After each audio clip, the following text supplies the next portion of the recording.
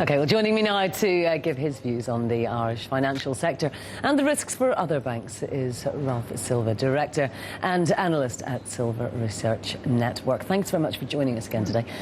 Just to pick up on Manus's point, this does throw light and a bit of concern about the stress test, not just in Ireland, but elsewhere, right? Well, I can understand that, but the truth is that the stress tests were done at a very low capital adequacy. But now we only measure the banks based on the Basel III capital adequacy, which is significantly higher. And when you consider the Basel III capital, then the Irish banks would have all have failed. In fact, more than half of the banks would have failed the stress test. So it's a whole new paradigm.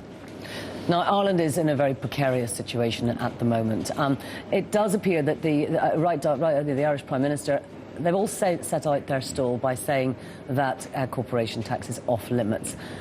They're not really in a position to do that, are they? They certainly are not. They're beggars in this particular case. They're getting a gift from the European Union to make sure that they keep going, and they're going to have to make concessions on that. But from a banking perspective, the money that was put into the bank just a few months ago was just a down payment. In fact, my estimate is between here and the implementation of Basel III, which is in a few years, they're going to need an additional 100 billion euros. Now, yes, some of that's going to come in profits, but at least 80 billion is going to have to come from other sources.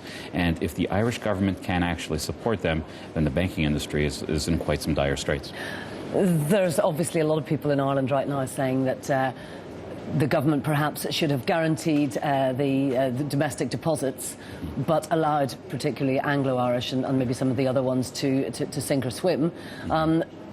When we look back now at the situation that Ireland's in at the moment, would that have been a smarter move? Probably would have been a smarter move, but not to let one of them go down, but to force a consolidation like we did in the United Kingdom with Lloyd's.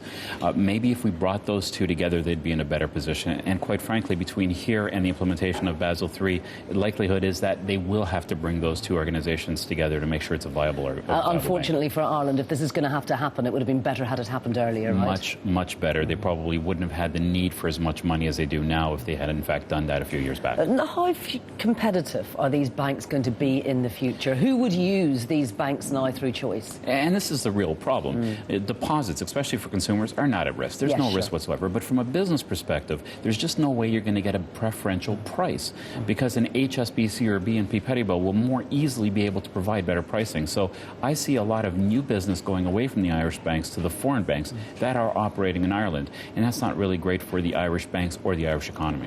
Now, if you were somebody who currently has either as particularly a foreign company who's got corporate investment banking in Irish banks, would you be concerned right now? I would, in fact, be concerned. Now, not too many companies have 100% within the Irish bank, so that's a positive thing. But quite frankly, if the government protects the banks, which they will protect the consumers, not the businesses. They will let some of the businesses go under and not get their money back, and that's a real concern. So most of the businesses that I know are putting only small amounts just for cash management in Ireland, and the rest are going into foreign banks. And of course that's a cycle that doesn't help the Irish banks, does it? Because their capital ratios are going down because that's of that. Right. And the future of Irish banks, at least in the next 5 years, is retail banking, not corporate or investment banking. They simply can't compete in that area, but they can compete and do relatively well in retail banking, and that's where their focus should be. And just before you go, George Osborne has come out quite forcibly in support of the Irish banking sector. That's something that he needs to do because of exposure here in the UK, right? Well, there's a very, very thin border between Irish and British banks. They're in each other's country. We have been in Ireland for quite some time, and I think we need to protect the Irish banking industry because that's protecting ourselves. Okay, well, Silva, as ever, thank you very much indeed for your insights this morning.